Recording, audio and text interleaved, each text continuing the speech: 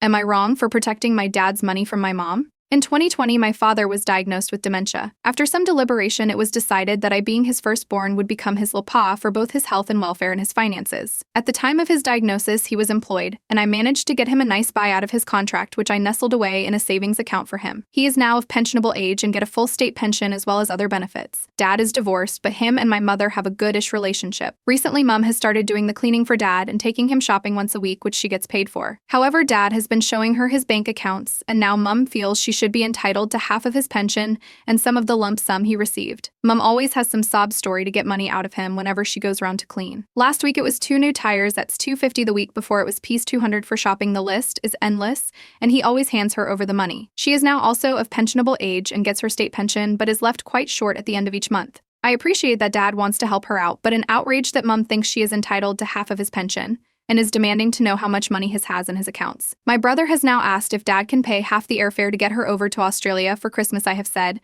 no, all my brothers and sisters are on my mom's side.